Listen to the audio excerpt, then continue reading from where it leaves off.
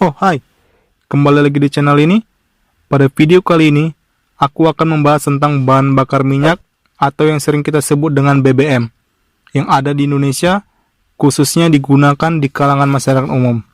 Oke, sebelum kita mulai video ini, mari teman-teman bantu subscribe, comment, like, dan share channel ini ke teman-teman yang lain agar channel ini semakin berkembang untuk memberi wawasan kimia yang ada di sekitar kita.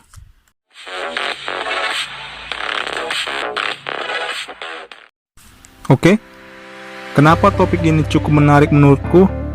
Karena bahan bakar yang dipakai masyarakat umum merupakan bahan bakar yang selalu kita gunakan dan kita butuhkan setiap harinya.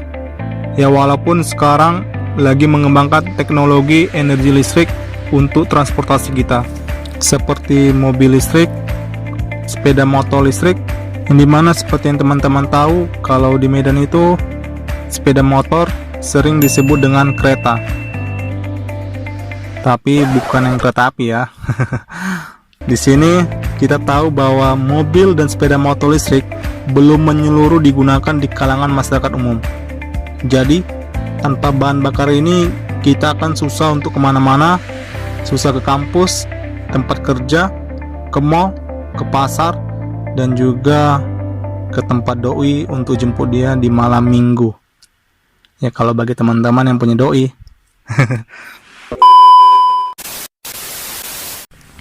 Oke, yang pertama aku akan membahas tentang sumber dari BBM itu sendiri.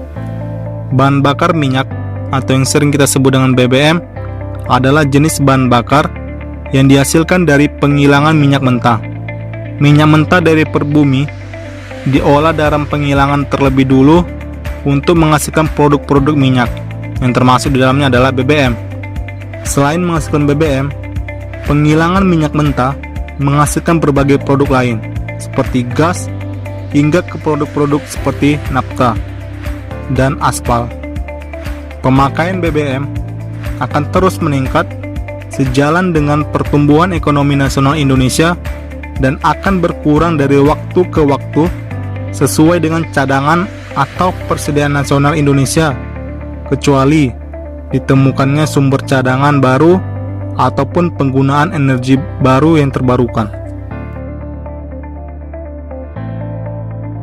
Sepanjang sejarah Republik Indonesia, puncak produksi minyak terjadi sebanyak 2 kali, yaitu pada tahun 1977 dan 1995, di mana produksi minyak bumi masing-masing sebesar 1,68 juta BPD dan 1,62 juta BPD.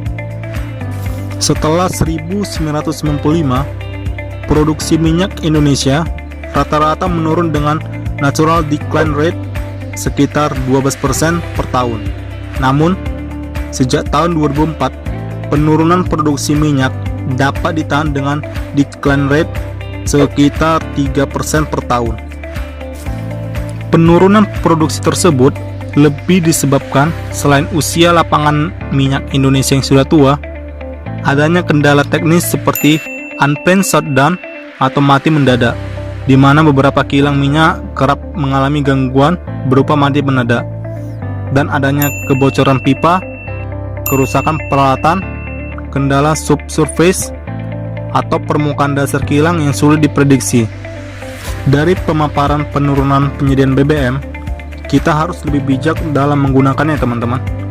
Kan kalau penyediaannya tidak habis, bisa digunakan untuk generasi penerus setelah kita. Kalau kita berbicara tentang siapa yang mengelola BBM di Indonesia, kita akan melihat bahwa salah satu perusahaan BUMN yang mengeksplorasi dan mengeksploitasi minyak dan gas, atau sering kita sebut dengan migas, adalah PT Pertamina Persero. Pertamina akan menyediakan berbagai jenis BBM, contohnya seperti Premium, Pertalite, dan Pertamax yang akan kita bahas di video ini, teman-teman. Di SPBU Pertamina, di sini biasanya tempat kita mengisi ulang BBM kita yang sudah habis. Pertamina akan mendistribusikan BBM yang didapat dari penghilangan di laut ke pemukiman tempat kita masing-masing berada di seluruh Indonesia. Pertamina biasanya mendistribusikan BBM ke SPBU ke daerah kita masing-masing dengan menggunakan mobil pengangkut minyak yang biasanya kita lihat mobil yang berwarna merah dan putih seperti ini. Oke, yang kedua, kita akan membahas sifat-sifat dari BBM yang disediakan di Indonesia. Lebih tepatnya 3 jenis BBM yang akan kita bahas di video ini, yaitu Premium, Pertalite, dan Pertamax. Oke, sebelum kita berbicara tentang dampak BBM ke mesin kendaraan kita seperti mobil, sepeda motor, maupun becak, kita harus tahu dulu teman-teman, apa-apa aja sifat dari ketiga BBM itu sendiri. Oke, yang pertama kita akan membahas tentang premium terlebih dahulu ya teman-teman. Premium adalah bahan bakar minyak berwarna kekuningan yang jernih dan mempunyai bilangan oktan 88. Premium mempunyai sifat anti ketukan dan dapat dipakai pada mesin dengan batas kompresi hingga 7:1 sampai 9:1. Namun tidak baik jika digunakan pada motor bakar bensin dengan kompresi tinggi, karena dapat menyebabkan knocking. Bahan bakar yang kedua yang akan kita bahas adalah Pertalite. Pertalite adalah jenis BBM baru yang diproduksi Pertamina jika dibandingkan dengan Premium dan Pertamax. Pertalite memiliki bilangan oktan 90 di atas Premium yang memiliki bilangan oktan 88. Pertalite dihasilkan dengan penambahan zat adiktif dalam proses pengolahannya di kilang minyak. Pertalite direkomendasikan untuk kendaraan yang memiliki kompresi 9:1 sampai 10:1. Dan BBM terakhir adalah Pertamax.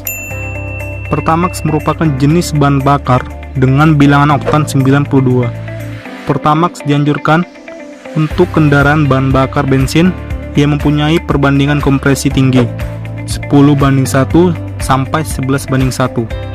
Pada bahan bakar Pertamax ditambahkan aditif sehingga mampu membersihkan mesin dari timbunan deposit pada fuel injektor dan ruang pembakaran.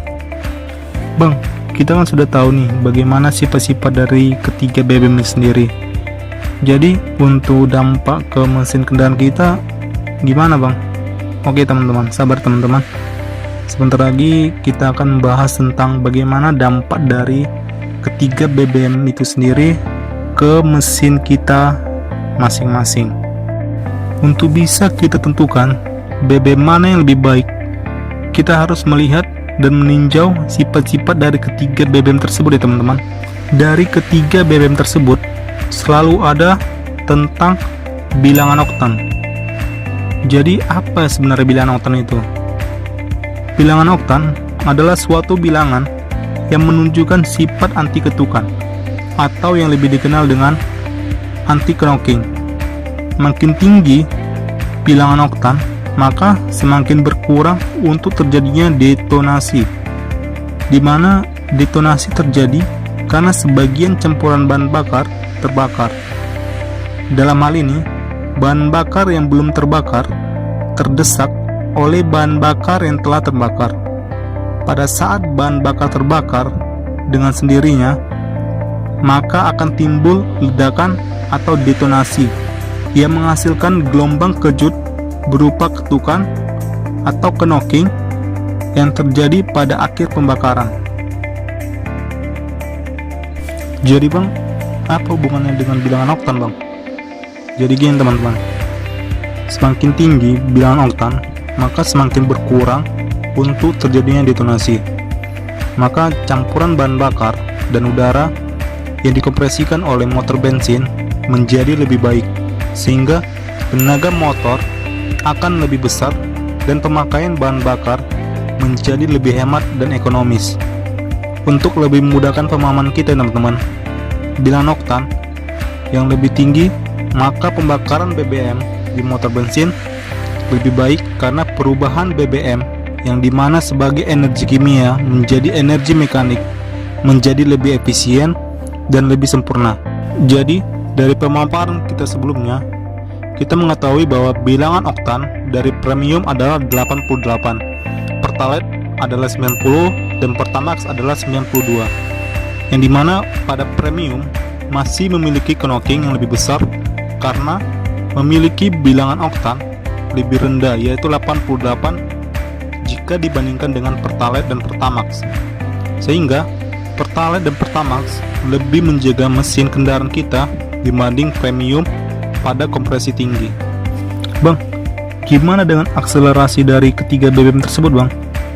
Oke teman-teman, kalau kita berbicara tentang akselerasi dari ketiga BBM tersebut, Pertamax lebih baik dari Pertalite dan Premium. Kenapa? Karena pada Pertamax memiliki suhu penguapan yang lebih kecil dibanding dengan Pertalite dan Premium. Jadi, ketika BBM masuk ke ruang motor bensin, maka pada suhu yang lebih rendah, Pertamax sudah mengubah energi kimia ke energi mekanik dalam waktu yang lebih singkat dibanding Pertalite dan Premium. Sehingga, akselerasi yang didapat lebih baik. Jadi sekarang, teman-teman sudah tahu harus memilih BBM yang mana yang sesuai dengan kendaraan teman-teman. Jangan sampai terlambat karena pemilihan BBM yang tidak tepat pada mesin kendaraan teman-teman ya. Oke, sekian video kali ini. Semoga video ini bermanfaat bagi teman-teman semua. Terima kasih sudah menonton. Bye.